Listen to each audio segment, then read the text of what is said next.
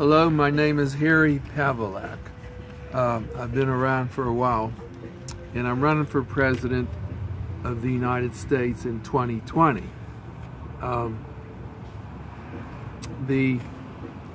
been following this politics arena in the papers for a good while now, and actually, I hate to say it, but I really think the election might be before 2020, because there's so much confusion here and people doing some different things, like the president is involved with these two girls, and it seems like the stories keep changing every day.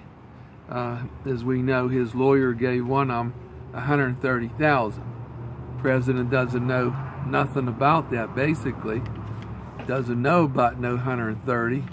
Didn't give that to the lawyer to give to him. Now, I don't know. I've been around a bunch of lawyers for years and years, and I know you have too. And the 130,000 passes, nobody knows about nothing. Who gave it to him? I don't know. How much was it? I don't know. Where'd the money come from? I don't know. And one thing that brought this to the surface, and one reason the FBI went and did a levy search warrant on the apartment and the office of the lawyer, Trump's lawyer, Cohen, is because the bank, there was something wrong with this money they were using, and the bank called the feds. The bank's always supposed to call the feds if they see something unusual. I guess if there's money being laundered or money brought in from foreign countries. But that's who set this whole thing off, the bank. They called the feds. The feds start looking at it, nobody knows nothing, and I think that's the reason the feds did a search warrant and went into Cohen's apartment and his office to go through his records. And I could see them getting a search warrant on this because nothing's in writing. You know, if you have a deed to your house, I don't have to go anywhere. I could call my guy, we check the courthouse, we can find out when you bought it, what you paid for it. But with this money paid to these girls, especially the one girl, the 130, there's no record of that. There's nothing written down. And then she's saying the other thing that's unusual. I know some of you are probably tired of hearing this, but it is an unusual event. It's very unusual for a president to get involved in it.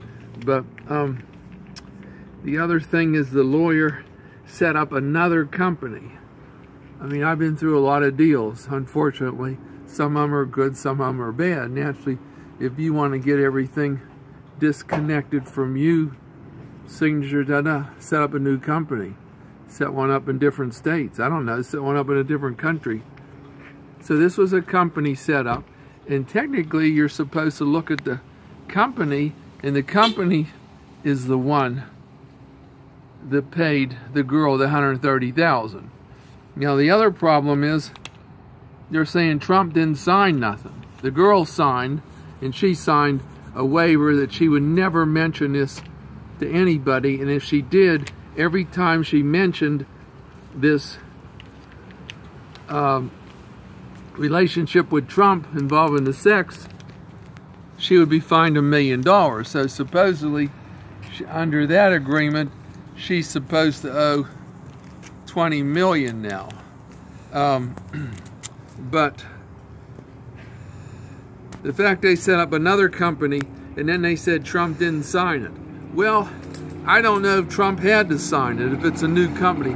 If I set up a new company and I put you and your buddies in it, or your friends or whatever, Joe Smith, Don Smith, and you know, I can have it in the paperwork that anybody can sign and bind a company. I don't have to sign, and that's one thing they've been yelling about from day one, and the girl has too, that Trump never signed anything. So in every contract you always need two people to sign a contract. But I don't know if you do or not in this situation. To tell you the truth, with a new company and other people in it, I don't even know what state he set the company up in, and none of that's come out yet. And I assume that's more reason why they wanted to do the levy search warrant and try to get some information on these items. I don't think they cared about getting information about Russia and doing this search or whatever, because Mueller has been doing enough work on Russia. Most people in this country will probably be speaking Russian shortly. But anyway, there is a chance that I could see where this election might come in before 2020, unless they get some of these stories unraveled with the president, with the girl, with Cohen. I don't know what Cohen's going to say once he starts talking, because supposedly he was going around doing different things for the president in different situations. But today, I'm going to end it at that. Thank you.